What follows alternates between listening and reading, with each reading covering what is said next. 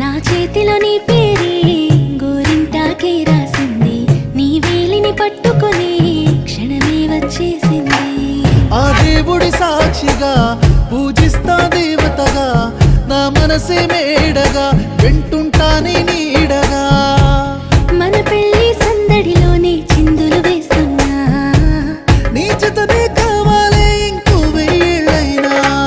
రాత్రి చీకటిలో ఈ నగరమే నిద్రవుతుంది, నా నిదురను దోచేసి రూపం తనదయ్యింది.